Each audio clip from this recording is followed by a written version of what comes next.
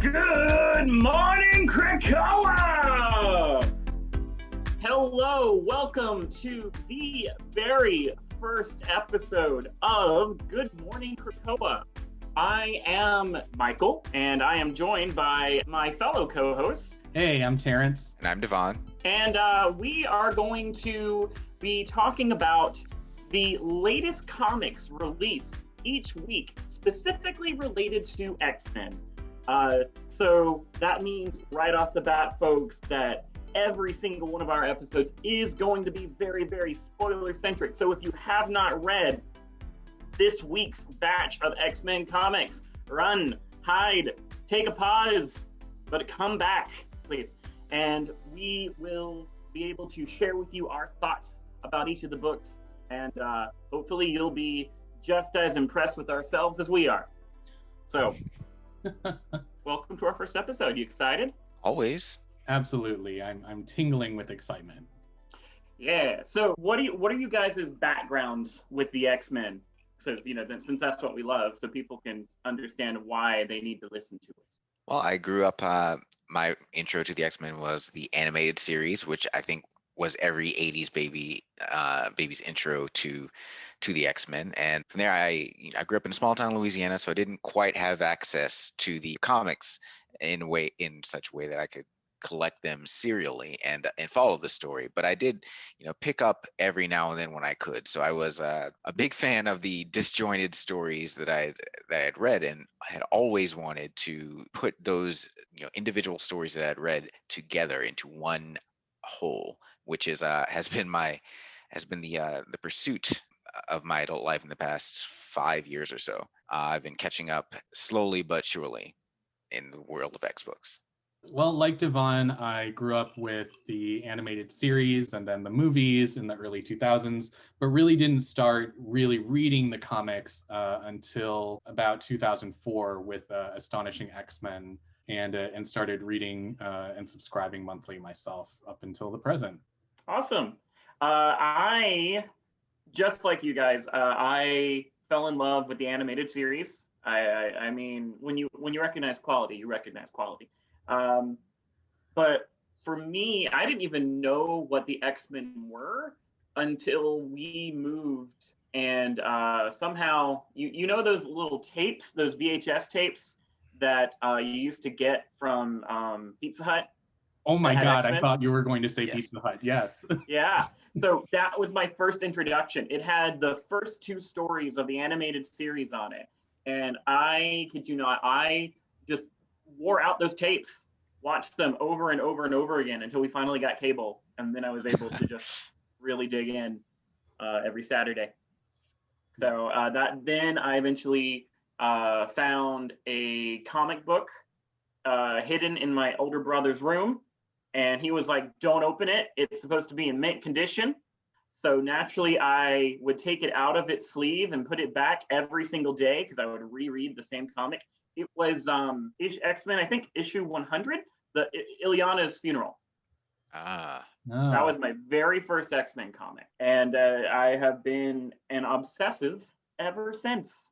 That's amazing. Yeah, I think my first comic was Fatal Attractions because of that sweet holographic sticker on the front with Magneto. I could not make heads or tails of what was going on because, again, I was used to the animated series, and I didn't know who Illyana was. Mm-hmm. I didn't know who the acolytes were. I didn't know why Magneto was in an asteroid in the sky. It made no sense to me, but I was hooked. So that jogs a memory, that holographic. Because back in the day when you were younger, of course, you younger people won't know this because we're so decrepit and old, but you could go to your local Toys R Us and walk down the aisle where all the video games were, and you would see some comic book issues that were there, including ones that indeed had holographic foils on them. And I recall specifically seeing the issue where Magneto pulls all the adamantium Yes. out of Wolverine's body. No, actually, I'm wrong. It is a memory of him pulling all the adamantium out of his body because he's having this Dali-esque sort of like romp through his psyche where Lady Deathstrike is like slicing his leg into like bologna slices, Yeah. and all that adamantium's being pulled out of his body. And I remember that being both very fascinating in a grim sort of way and also very confusing. I think trying to walk into X-Men continuity unprepared is one of the most disorienting experiences you can have outside of being drunk in a Waffle House at 3 a.m. Oh man. It's just, there's nothing like it. It's true. You know, I only recently came to the understanding of how long I had been reading comics because, you know, you always get that question from someone like, hey, I'm new to X-Men and I really want to get into it. What should I be reading, right, to really get me there? And in the past, I've answered that and I'm like, okay, here are some key arcs, right? Of course, Phoenix Saga, Dark Phoenix Saga, you know, Classics. and it used to kind of end around like, you know, Astonishing X-Men. And then I realized that since then, I recently was asked that, and I realized there were so many arcs that were probably pretty important post Astonishing X-Men through Whedon's run, and that made me feel pretty old. But also that like the continuity of what's important, right, and what I thought is important has really shifted, especially with, you know, this new era that we're in now with Hickman, you know, who's really kind of reset things in a big way. It made me have to think about how much the old stories really continue to have impact, which ones do, and which ones are really, you know, not as represented, I think, in the main canon right now. Yeah, I would say that's one of the great things about what Hickman is doing right now with House of X. Well, Dawn, and now we're in Reign of X. But like there's never been a better time to jump on if you love the X-Men and have no idea what the hell's going on. Do it now. Absolutely. It's kind of like our New 52 moment almost. And if you don't know what the New 52 is, we will not get into that here. That is a whole other can of worms. Not our jurisdiction. Thank you. This is not a DC podcast. Not we don't talk about DC. Their name's not uttered here unless we're drunk. Or we're talking about Jubilee versus Robin. That true. one crossover that none of us have actually read. Or Okay, Amalgam, right. which we will never talk about, and no one does talk about. Never. Quick question. How do we feel about the term flatscans? Like, is that offensive? Like, because I mean, technically we are. So Michael is calling me out right now because my first instinct here is to say this is not a Flatscan podcast, all right? You know, we are not talking about anything other than the X-Men or their, you know, incidental interactions with the rest of the Flatscan world. That's right. No Avengers. No jackbooted thug Avengers. Right. No Alpha Flight, which, you know, are mutants, but Canadian.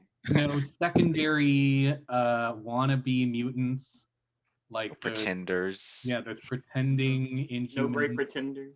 No all-American, you know, perfect white family, Fantastic Four. Or, you know, have you tried not being a mutant? Kind of people. So yeah, I'm definitely gonna say, is Michael calling me out because I want to make Flatscan a reappropriated slur? Yes.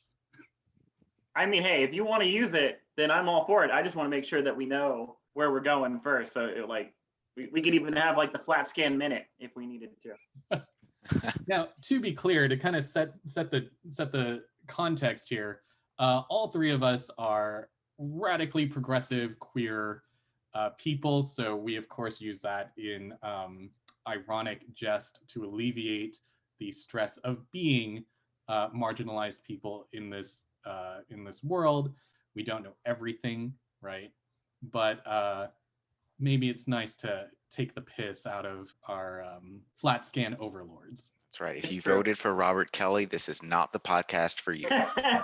Exactly. Maha, make America human again. You can get right out of here with that. Oh, no, absolutely not. Friends of Humanity, get out. Yeah. There's the door. This is for radical queer mutants only. Yeah, this is for radical leftists.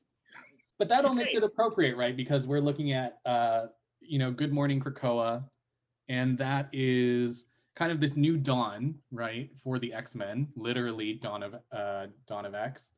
And so we want to review these titles and kind of give our thoughts on them and be as snarky and bitchy, and in my case, as hypercritical as possible.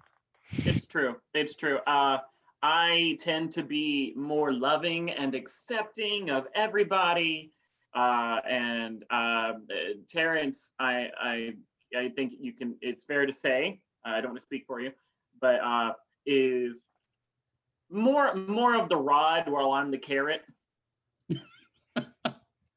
And but Terence, and then there we have DeVon, who is our happy middle ground that keeps both of us from just destroying the planet. Yes. I am as fair and balanced as Fox News tells you it is. Oh no. As it would believe, and you would believe that it is.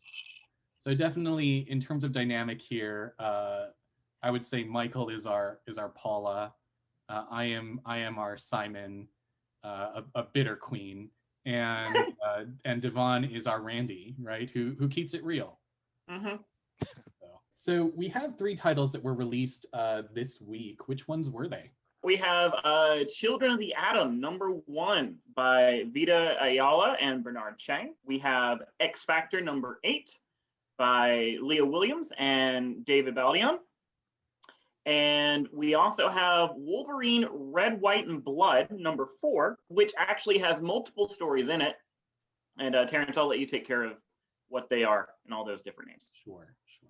So these are the ones we're going to be talking about. We're going to give you a quick overview about those books, and then we'll get to chatting about them. And then you'll see our sexy little ranking system, who went out for this week. So who wants to dive in first? Who wants to dive into the pool? Well, our first entry here is Children of the Atom, which is actually a late release. Thanks to COVID, our friend Miss Rona, the release schedule got completely screwed over, and Children of the Atom, which was supposed to release last April, back when we thought the world would have gone back to normal, but we were sorely mistaken. It is a callback to the early Silver Age X-Men, where you have a group of superpowered teens taking on the just local baddies. Here we have 5 sort of X-Men knockoffs. You may recognize them as amalgams for Gambit, Nightcrawler, Jean Grey, Cyclops, and Angel in the forms of Cherub, Marvel Guy, Cyclops Lass, Gimmick, and Daycrawler. And we open, of course, with the classic bank robber scene, where we have a couple mutants who were depowered as the Hell's Bells, being stopped by our young teenage heroes and displaying powers that are extraordinarily similar, probably to the point of copyright infringement, right down to the Bamfs of the original X-Men that we know and love. Of course, they are successful. Then we follow them through their angsty high school moments, and where we set up the relationships and love triangle with Cyclops Lass and Cherub and Gimmick. Another amalgam for the Wolverine, Jean Grey, Cyclops love triangle set really early. There's a slight twist ending here with the kids deciding to run away through a Krakoan gate after the announcement from Professor X about Krakoa being a haven for all mutants, which they have to this point ignored. Which, since this issue is released well into the reign of X, and after we're all familiar with the call to Krakoa, this seems out of place for us. So just keep in mind that this was supposed to be released much earlier. If that hasn't tipped you off by now, we see them at the end try to run away through a Krakoan gate and fail, and it doesn't look like it was their first attempt. So that sets us up for a huge mystery for the rest of this run, which I'm sure we'll delve into later. We also get a really good scene with all of our classic X-Men deciding what to do with these kids who've been left behind. I kind of noticed with this title is there's a lot of like young Avengers energy here. I know I said we weren't talking about Flatscans, but like you kind of get that same vibe, right? You've got kids who are really mimicking these archetypes, right, of a classic hero team. That was kind of interesting, right? It's part of that cringy, oh, I'm calling myself Asgardian. And in that same way, you've got Cyclops Lass. Right. Look, I was most offended because that child, Daycrawler, had the audacity to just switch from night to day. That's and the have best the you can come exact up same with? powers. And let's talk about appropriation. Nightcrawler properly has 3 fingers on each hand. This kid has 5, but what does he do? He gets a 3-finger glove. How dare he? Right. He's on Can't my be shit list practical. immediately. You know, and also you mentioned, I didn't even think about that, right? Like that love triangle between Cyclops Lass and Gimmick and Cherub, and that kind of mimicking that classic Wolverine, Jean, Cyclops thing, which, you know, and it kind of reminds me of those early days too, right? Where like Jean was just by default, because she's the only girl in the cast, you know, the love interest for everybody, right? And they picked up on that when the original 5 came from the past into the future, where Beast is really kind of playing his hand to get with Jean in ways that, you know, really never played out in the original run. What was interesting to me, not just the love triangle, but also I was interested in how these kids are fans of the X-Men, sure, just like we are. So I can't begrudge them that too much. Can't you though? But I mean, yeah, you're right. But also, they have a freaking website dedicated to mutant sightings. Doesn't that kind of venture into weeaboo territory, like just a little bit? You know, like they're like, you know, the kids that are super into the Japanese or whatever. Like beyond like a superhero team, I totally get. But like mutants in general, right? Like it's not just like, oh, we saw these superheroes. There's even like your favorite mutant sightings or something like that, which is like, we're a people, sir. Now, yeah. I think this book that reveal becomes a victim to its late release, because we've already seen the Cult of X, where they have taken fandom to an extreme, far beyond what these kids have done in their fandom, in their like cosplay superherodom. The impact there is a little dulled, but still jarring, because this is just like we've taken our favorite X-Men characters, put them in a blender, and then poured out this weird mix of elements that we're already familiar with. And you know, with the Cult of X, maybe that's part of why like this title actually kind of squicked me out a bit, right? Like, I don't know how everyone else feels. I've been looking at some reviews, and there seems to be a lot of talk about like, well, what's the mystery with these kids, right? Like, why aren't they answering the call, right? Why have they not gone through these gates, and why can't they go through these gates? Everyone, I think, in the book kind of plays that as this de facto, you know, these kids are mutants, right? Like, why are they not doing this? And we need to find them and help them. And even in reviews, I think it kind of took the same beat. But actually, from kind of page 1, I really got almost like a human vibe out of them, right? These are not actually mutant kids. These are kids who want to be mutants. And just the way, and exactly the way that Carmen is kind of shown in that issue, like fixing up their gear, right? Like asking about all that kind of stuff, that this might actually just be superpowers that are built out of technology, right? Yeah. And the thing that kind of squicked me out a bit about it is that I was worried that this was going to lead to like a very Rachel Dolezal, like trans mutant sort of like thing happening here. And I have to say, like, I was comforted by the fact that the author here, Vita Ayala, is a queer writer living in New York. So I think, you know, they are probably very much aware, right, of the subtext that's going there. I was really concerned if this was written by almost anybody else, right, unfamiliar with that kind of concept and trans identities and trans existences, the way that, you know, Dolezal kind of jumped on the same thing herself and trying to claim that, oh, well, then she must be transracial, which is just not like a fucking thing.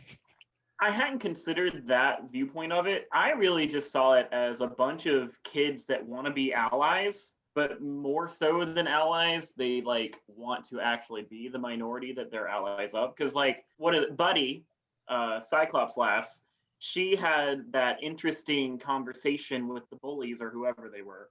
Right. And, you know, that had very modern parallels to it. But, you know, she was all about being an ally, and she was wanting to go to Dazzler. By the way, another just random side note, can we talk about the fact that now officially in Marvel, number 1, we know that Lizzo exists in the Marvel universe, and 2, she works with Dazzler.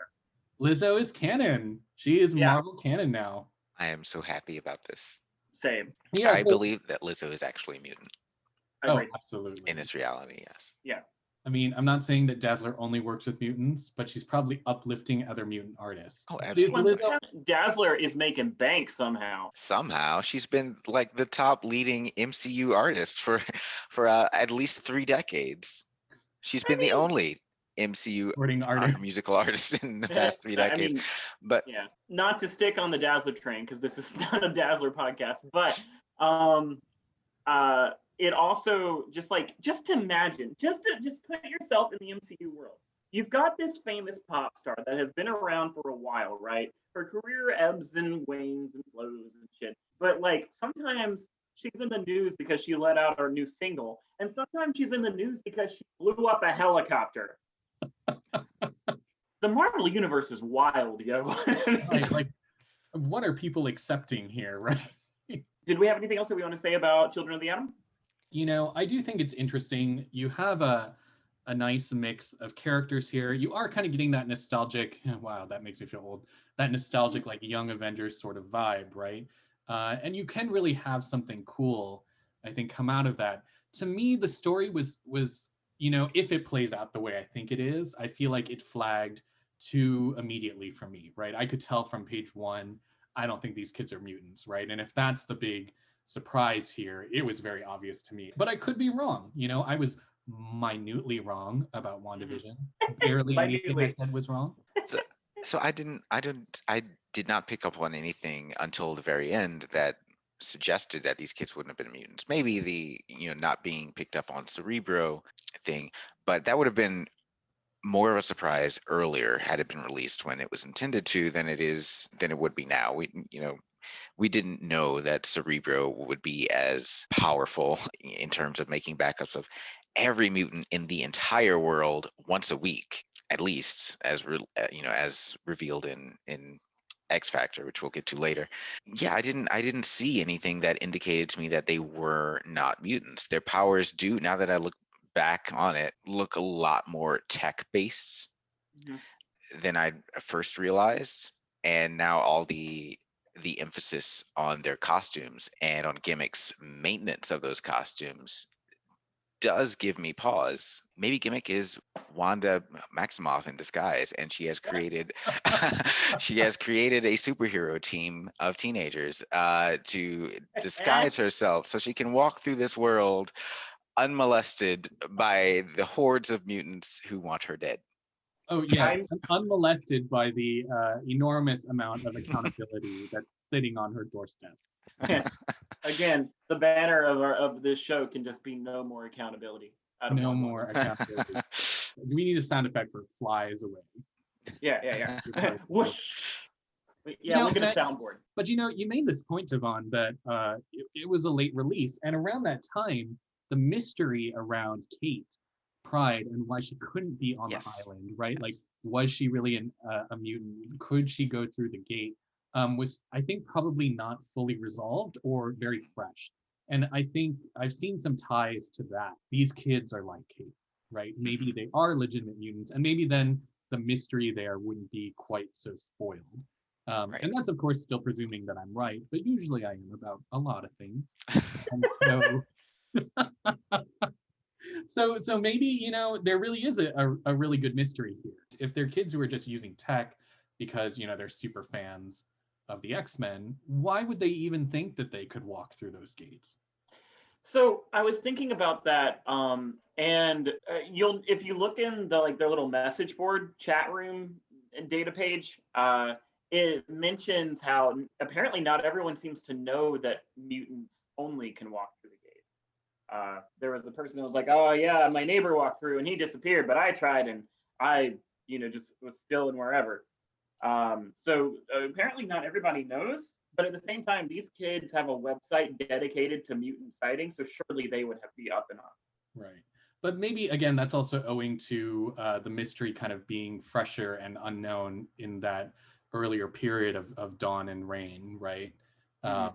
Whereas now it almost seems like, because we've encountered that in the canon of other books that have come out, really it's only mutants and only humans or flatscans who are granted permission to cross through. Yeah, like this book is really been hurt by a late release.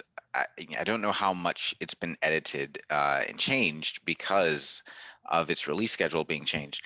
But I will research that later for another episode and bring that back next time we have another Children of the Atom issue. If there is another Children of the Atom issue, we don't know. Maybe they all die, under Coney Island. Rocks fall, everybody dies. And I mentioned this earlier, but mentioning that these characters do show up in an earlier title, Marvel Voices, as clearly fanboys, right? Like stans of X-Men asking for autographs. That also makes me question, right? Like if you're a human, then this is you being like a fan, and hopefully not crossing into Dolezal levels of weird appropriation. Right. Yeah, only time will tell on that one. Okay, let's jump into X Factor then. X Factor is just picking up right where we left off with the last issue. This time around, we're still dealing with the Morrigan, the Celtic goddess of death and warfare and all sorts of things. In the Marvel universe, she's mostly a goddess of death. Also, my favorite Night Stalker's character. Work? Yes. Come on now. Yes, a true queen. We must stand. Literally by Felicia. But proud of that one. So Morrigan is currently possessing Siren, and when Polaris tried to investigate, Siren / Morrigan used Siren's mind control powers to then make Polaris sabotage the investigation. Thankfully, X Factor quickly dealt with that, like within the next issue. Thank God. So we figured out, we freed Polaris of the mind control. Problem is that at the top of this issue, freaking everybody dies. The Morrigan comes in looking scary as shit, all bug-like for some reason, and she kills Rachel, she kills Aurora and North Star, and she ends up freaking decapitating the Ken, who does the classic like hero sacrifice, so that Prodigy and iBoy with Amazing Baby can just head for the hills and survive. Like immediately after they escape, it's like the next morning, and the team members that were killed are being resurrected, and they're like, what the hell happened? And Prodigy is like, it's in the report, and which is fantastic, and we'll talk about. It turns out the only reason that Prodigy and iBoy survived really was because of iBoy. And iBoy was seeing all kinds of really cool shit that no one else can see, and it gave him that warning sign ahead of time, which is great. Love that they're developing him. Tiny secrets, those are good. So the issue ends with Prodigy and iBoy kind of being benched. They said, you've done enough hard work. And then the rest of the team does a very systematic annihilation of any Morrigan presence, and this was very casually mentioned, but zombies. Morrigan made zombies. What? And so the whole team just like did a psychic sweep and annihilated, and it really reminds you of how freaking powerful these characters actually are. And like in the span of like a few panels on 2 pages, the Boneyard, their home base, is just completely cleared out. The Morrigan / Siren is finally reached, and Morrigan is, I wasn't really sure, was she like sealed away, or she was like giving Siren more strength by Rachel doing her psychic thing just to give her strength to talk. It seemed like the plan was to try to like subdue her, and the Morrigan seemed pretty like discombobulated by whatever assault both Lorna and Rachel were conducting. I got to take a quick second here though. Polaris or Polaris? Polaris in my dictionary. Polaris in mine too. I mean, I want to be consistent. So yeah, we'll say Polaris then. 2 out of 3. And then Daken or Daken?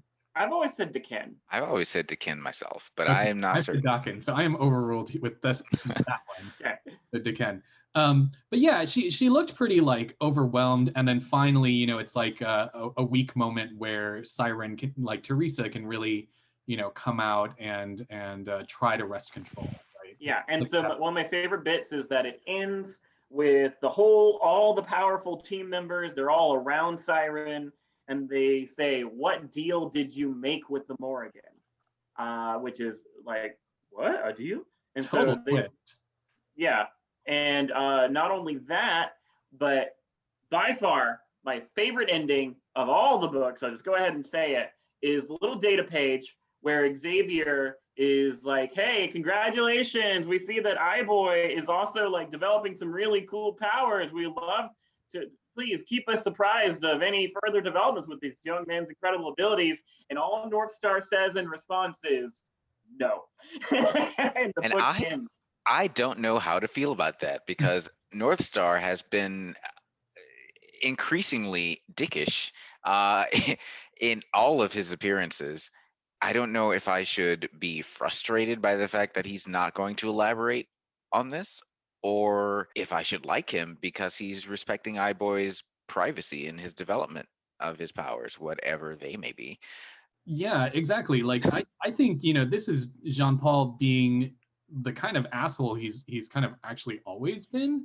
Yeah. But almost it's endearing. It's a little strange, right? Why is he interested in kind of like obfuscating what's going on with Xavier, right? When Xavier is so important. But also, I mean, we recognize a true queen, right? Like, who we must stand for that audacity, right? Like the sheer audacity to say, no, I'm going to send this back to you. One word. My God. I wish I could reply to some of my work emails with a single no. Like, I mean, what is Jean-Paul afraid of, right? He can't die. He's got his man. He's got his sister, and he's leading a team. This is very true. Right. He doesn't have to worry about money. He's got this rewarding job. Like, I mean, all the chips are in his favor at this point. Right. And I actually, so you're 100% right that Northstar being a dick is totally normal. I feel like he is using his dickish abilities out of respect for iBoy. Like, it's like he's turning that dick energy against Xavier in favor of iBoy. I think big dick energy might be his secondary mutation. Yeah, or is it because he was revived so many times? Is this like the new parameter of his power? Oh, that's true. That's true. To respond at the speed of dickishness. Mm-hmm. I mean, he is the fastest person in the Marvel universe. Yeah. Oh, which has got to be bad for Kyle, right? His husband. Jean-Paul knows how to take it slow, I'm sure. Yeah. Right. He was a figure skater. They know a thing or two. I would say, DeVon, you and I had talked about this a little bit earlier, that the really cool thing here is that I didn't know a lot about iBoy, right, in X Factor, and I was kind of like accepting him in this team. I know he came out during the period of Wolverine and the X-Men, which I honestly did not really follow, but he seemed kind of like a weird character, kind of like that Blob Herman type that really doesn't have a power that seems, all that useful. And I did some research, and I guess he got like some other things from like Doctor Strange that allows him to see just beyond, right, like just better eyesight, but that he can see mystical traces, right? He can see mystical energy, which is possibly why he was able to see the stuff with Morgan. I don't really know. I haven't connected all of that together. Well, first, I am amazed that you've been delving into Flatscan comics, and second, that is actually fascinating. I have been dying to get into Strange Academy, which is outside the purview of this podcast, but I'm assuming that's where this took place. I don't know. I mean, it could have happened during the Wolverine and the X-Men run, that I wasn't familiar with. It could have happened on the pages of Flatscan Magic School for non-mutant, whatever, right? Non-Harry Potter mutants. Non-Harry Potter mutants who get everything handed to them by their transphobic authors and creators. But like, burn all the bridges on episode 1. Right, but I can accept that even if I didn't look at some entry that described that he got this item from Strange, that maybe it really is just that iBoy's powers, as far as I understood them, have really started to blossom for some reason that's not really understood yet. All right. So I do have a little bit of an explanation, because the short-lived Generation X book that came out before Hickman's run with Jubilee in the lead, iBoy was in that. And that was the first time I saw him having new abilities other than just having a bunch of eyeballs. And that one he developed like X-ray vision. He could see all different kinds of energy. So I don't know about Doctor Strange stuff. Maybe the two are connected. But he definitely had it as the Generation X book, and he's explained it in that book as like his powers have just continued to develop, and he's starting to see more and more things. So Eye-Boy is basically going to rule over all of them. He is the one that Apocalypse was searching for all along, and he never even knew it. It wasn't his butt boy Richter, that's for sure. Yeah, exactly. In more ways than one. But you know, the cool thing there is, and I got to give it to the writing in this book, that like I have only really read Eye-Boy for 8 issues, but this personality type is really coming through, right? And he seems like a really sweet kid. I found this issue really endearing for him in a way that other issues had not been, right? That he is really seeing things, he's watching things, he's trying to keep amazing babies safe, right? And trying to form a plan to save everyone. That scene where he wakes up and he's like screaming, and DeVon is like, you know, you need to shut the fuck up about this. and Eye-Boy is just like, you know, breaking down and crying like in this big muscular killer's arms, right? And then DeVon is also understanding. Isn't that the dream though? Yeah, isn't that what we all want, really? Yeah. To just be a young guy covered in eyeballs, being held in the arms of a masked killer. I mean, if that's all it takes, if it takes being driven to the point of absolute fear, to have DeVon show up in my bedroom to wake me up however he pleases, I would do that. I would absolutely sleep in a nest of cockroaches. Whatever it takes. But yeah, I mean, I like it. I like that we're getting these things, and I like seeing, you know, of course, I'm a huge new X-Men Academy X fanboy, right, for characters like David Aline, right, or Prodigy, and seeing him rolled back into the canon is really satisfying, and with a personality, right, like not as like cannon fodder, you know, in some background storyline. And so I'm really enjoying everything with X Factor. Yeah, the writing is just stellar for this book. The pacing has been absolutely fantastic. I love Marauders, and for a while X Factor and Marauders were neck and neck in terms of favorite, but I think X Factor is winning for me because they get to the frickin' point. Like, the story doesn't plod on and on and on, and will they, won't they, what's gonna happen? It's just like, no, Polaris is mind controlled at the end of this issue. We solved the mind control bullshit by the end of the next issue. Thank you. Thank you so much. Yeah, absolutely. Because I just cannot handle the tedium of like, oh, how long is the audience gonna know, right? That like Polaris is really, you know, effing with everybody. No, shut that down right quick. We dealt with it. It's done. You know, it happened because she's a threat, but we got it. We got other stuff to get to. And that is really refreshing. Right. This is not the Claremont Malice era where this goes on for decades. Oh, poor Psylocke. We won't get into that. That is way outside of everything that we are here to discuss. I'm so sorry. Just you wait until Excalibur rolls around. We're going to have like an hour-long conversation just on Psylocke. Oh, God. You know, technically, you know, Demon Days was last week, so I don't get to talk about that. But I mean, we can talk about Psylocke's really getting a lot of attention in these books right now. True. But the other thing one of the last things I want to mention about X Factor is, again, the writing of the character. Like Polaris, as you said, most of her career in the comics, she's either retired or she's been mind controlled by somebody. And so, or she's insane.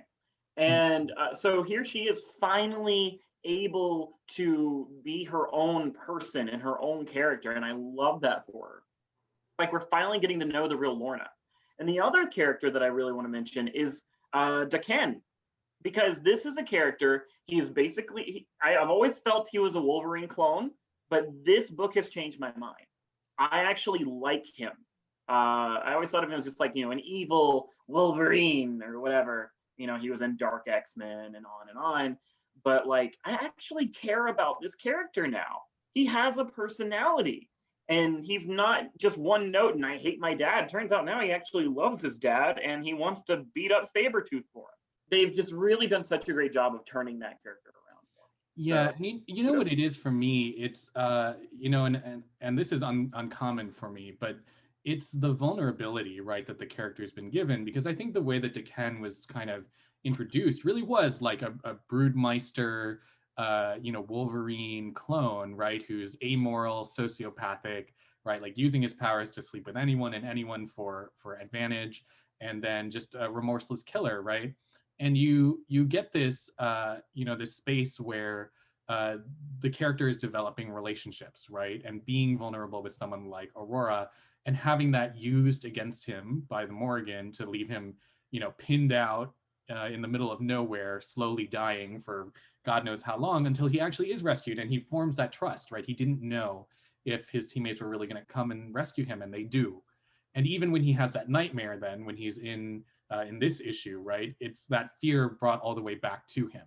And he even says something like, you know, stop, I'll be good. And that's not something that you would expect from like a previously like grim, dark, you know, sociopath character. So you're really seeing this layer. And normally things like, you know, the very expositional, you know, do you really know what it's like to be me sort of block of text that we got actually in the previous book, where he talks about how his powers really work and how they actually can be a problem, right, for him. I really, you know, I'm a hypercritical asshole. And that was something that really read very well to me, right? It wasn't very saccharine. It wasn't very ham-fisted. I think it was actually well addressed to get that perspective on how, one, to flesh out how his powers really work, right? And two, to introduce that level of characterization into someone like DeVon. And exactly like you said, we're seeing that in this book, and it's paying off really well. For sure. So I will, speaking of grim, dark, exhausting characters, I am going to bring us to Wolverine Black, White, and Blood. And that's probably a bad setup, because Wolverine Black, White, and Blood is supposed to be all about these unknown true stories of Wolverine doing what he does best, which is killing, hacking, slashing, and hanging out outside of Hot Topic and feeling really sad about himself. And indeed, in this issue, what we get are three stories. One, the first, The Art of Loss, written by Kelly Thompson, art by Carrie Randolph, Reeve What You Sow, Ed Brisson, Leonard Kirk, Anders Mosa handling the Reds for this issue, and Sticks and Stones by Stephen DeKnight and Paolo Siqueira and Oren Jr. So the first two stories are actually throwbacks to the 80s. The first one involves Logan in Tokyo after the failed relationship with Mariko.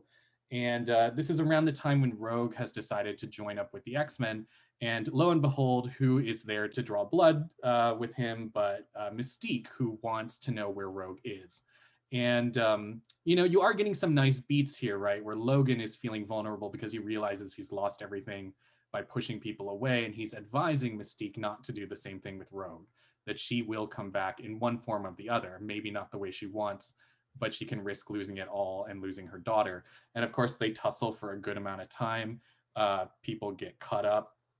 And back when in Calvin and Hobbes era, Bill Watterson did a very nice sort of critique of superhero comics, as he felt them to be quite stupid, with just bodacious babes, tons of violence, and inane sort of like fighting. And this felt kind of like it, right? People are getting slashed and diving off of cliffs and swimming away, but you're not losing, it's not just a wash of violence. You are getting those nice beats between Wolverine and Mystique. And also, of course, our true Queen Storm, like coming in to really bring the heart in at the end and saying like, you know, do you need a friend, right? Like, let's go drink, because you're at a loss here.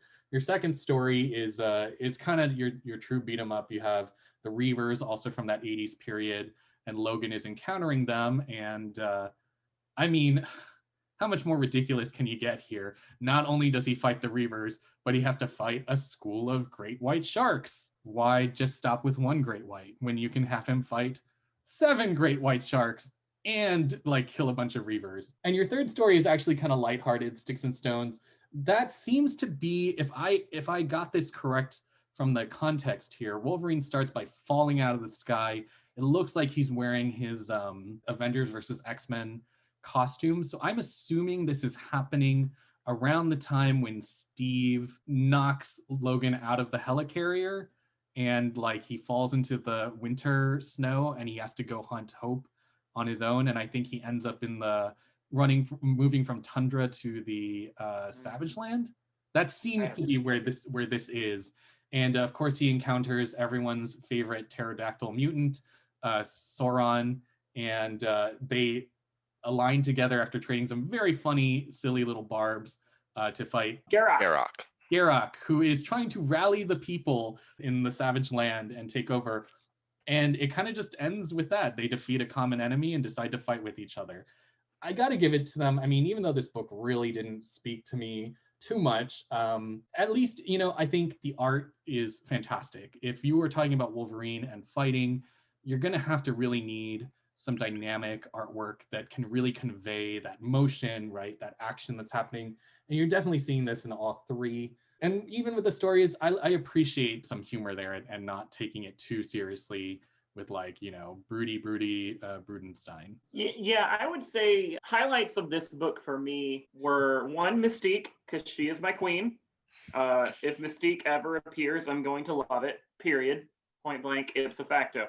But also Mohawk Storm. Gotta love a Mohawk Storm. It's just, some looks are iconic for a reason, and you love her for it. I didn't give a shit about the Sharks or the Reavers, so I kind of just zoomed right through that section.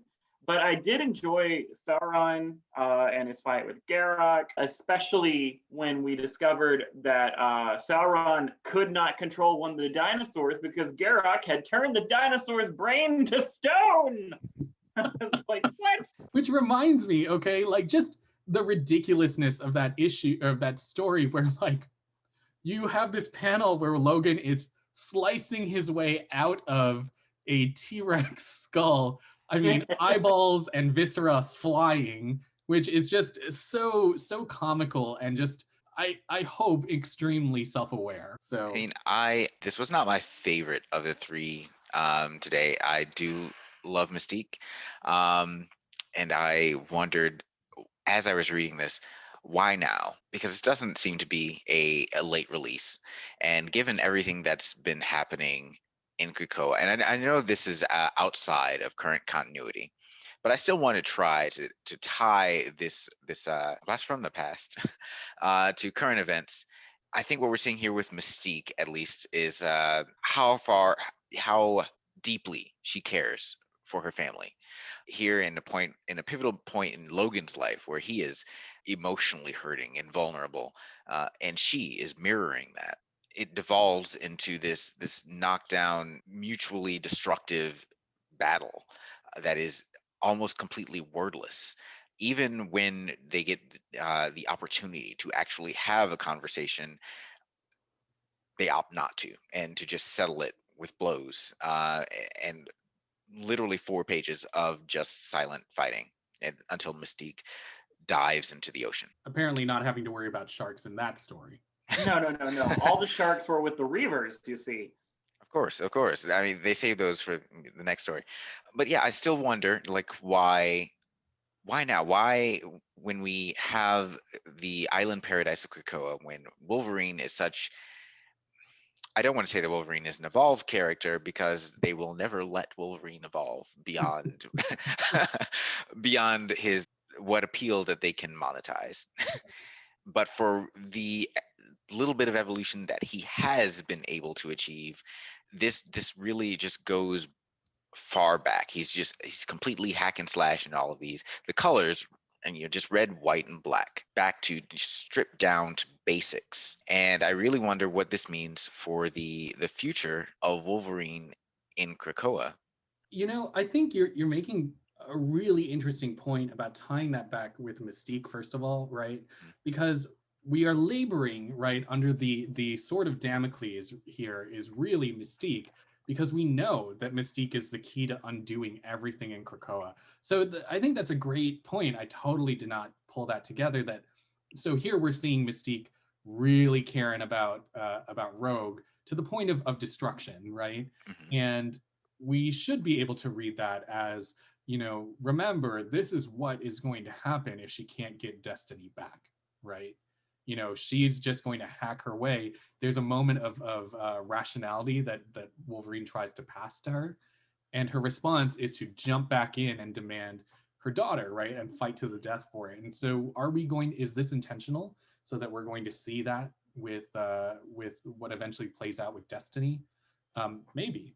The other thing, more cynically, I'd have to say is, we're in an era where Wolverine, even if he wants to, isn't allowed to kill people, right? He isn't allowed to do what he does best because no mutant may take a human life.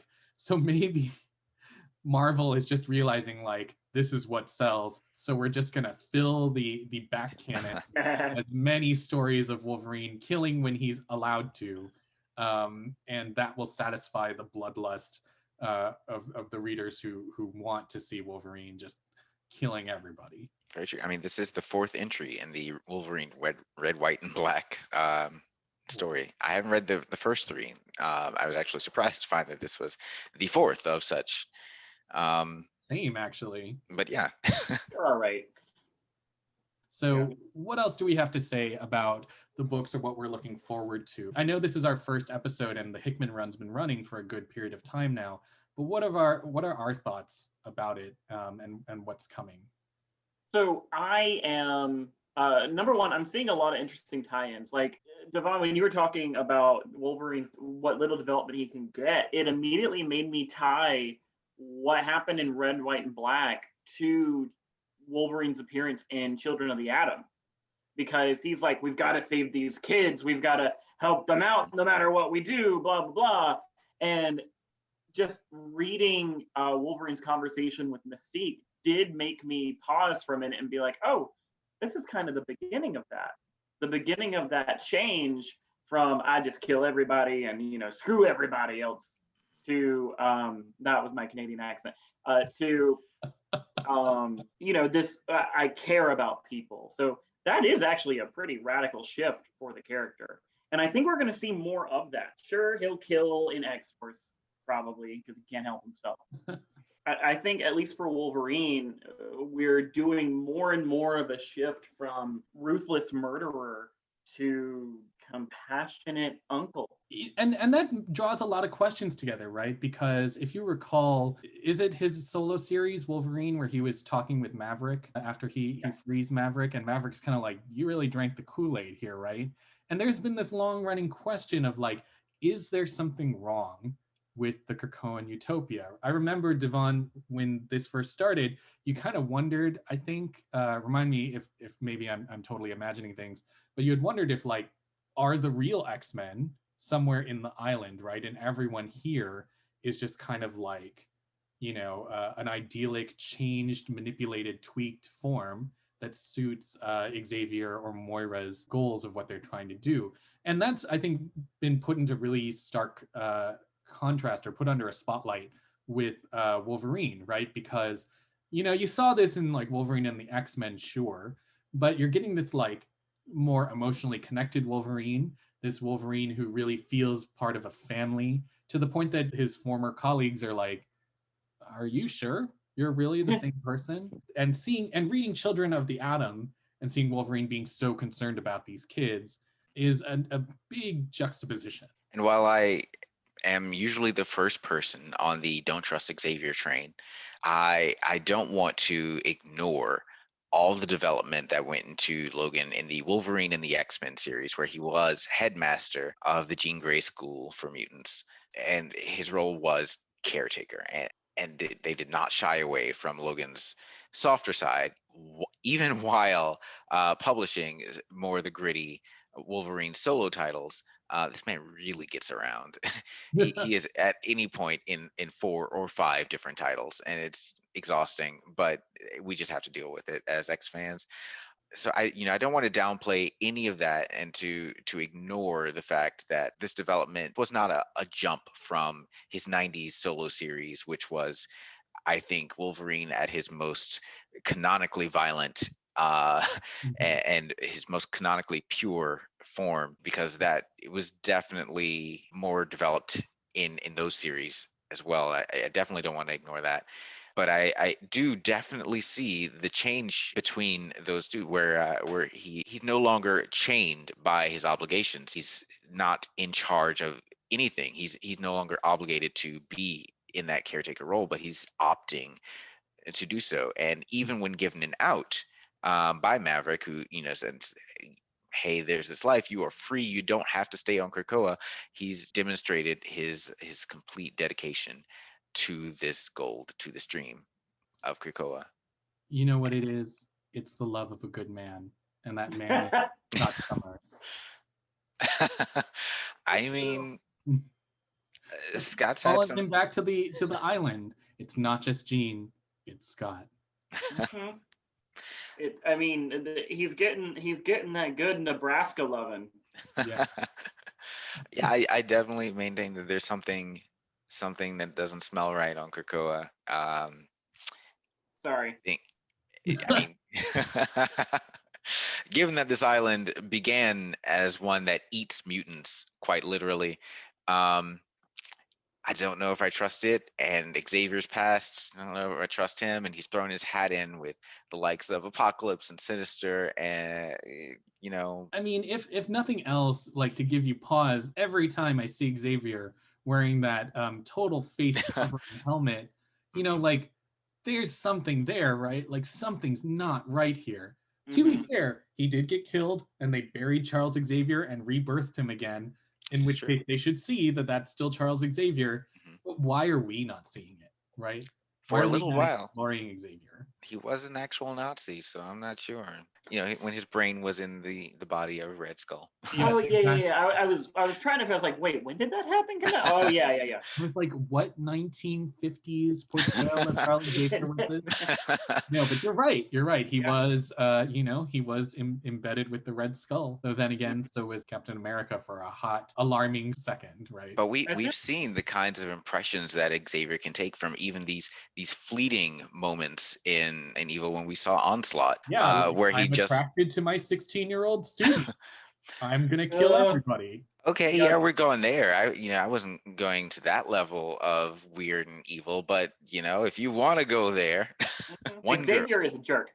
Xavier is a jerk. I mean, it was so strange in that Onslaught to even like revisit such a creepy moment in those early X-Men comics, right? That I think at that point pretty much everyone had like forgotten about. Yeah. Right? And so now, they said it, and now we gotta deal with it for the rest of our lives. Hey, that's canon, man. Yeah. It always comes back to haunt you. Except for I was reading something about Emma Frost in Inhumans versus X-Men, and how conveniently everyone has chosen to forget about that. We don't bring up Buttercup anymore. No, yeah. But I was gonna, not Butter rum. That's exactly what I was. I'm sorry. I did not mean to steal your thunder. Well, was Butter Rum a mutant? Because if she was, then we can bring her back too.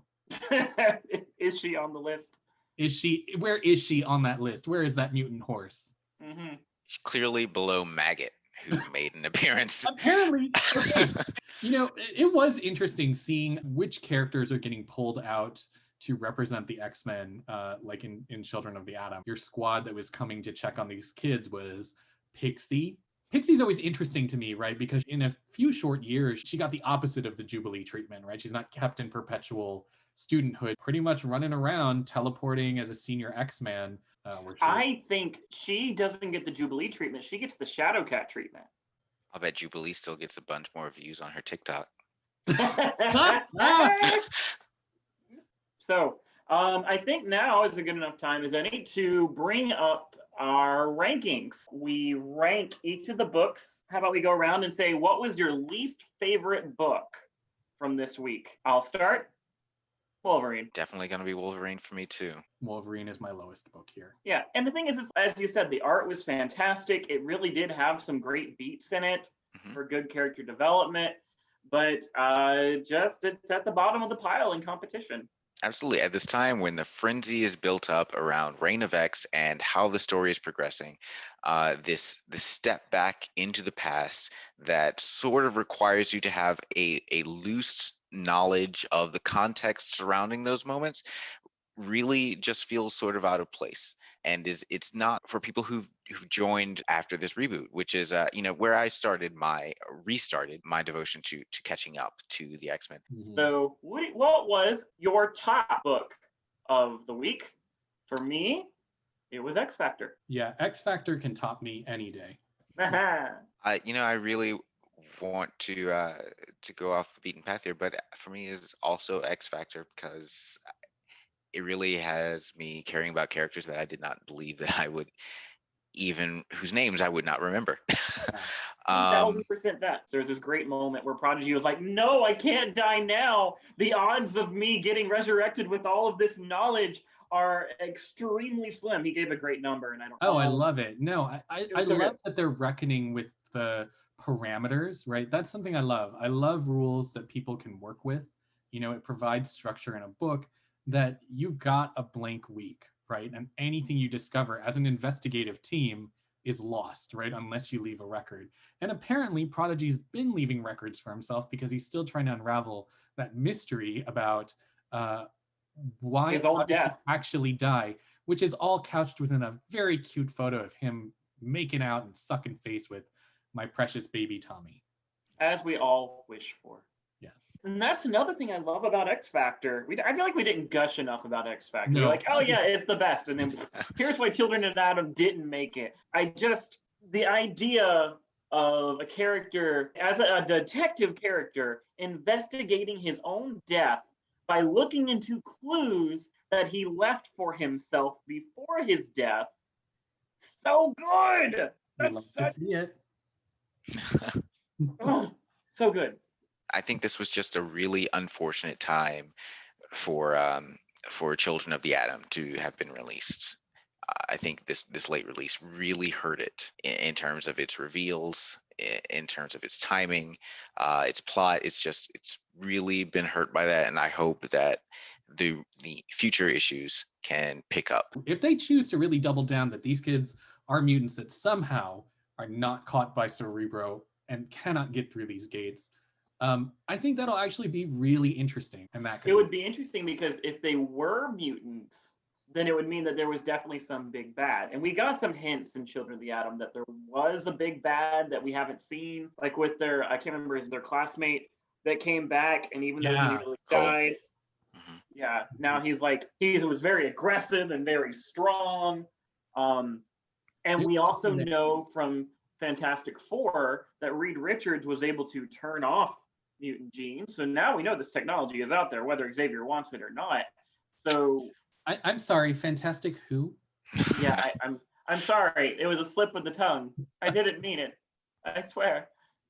You're on the chopping block. As you said in the beginning, and I do think this now, what value I think this book does provide pretty immediately outside of its mystery is it provides the world building of everywhere that is not Krakoa. And it's nice to be reminded that there's a whole potential world of mutants out there beyond the ones who have been trying to get through the doors on the pages of Marauders. But, Marauders, I feel like, is maybe treading water a little. It was very exciting for a while. You were seeing some big things. Hopefully they'll get that energy back. But for my money right now, X Factor is just really killing it with solid characters, solid writing, and really compelling storylines. I agree. I think Marauders is really saving it all up for the Hellfire Gala, which I expect to see big things for. The X-Men team revelation, and who knows what else. I'm guessing. Really excited to see where that goes.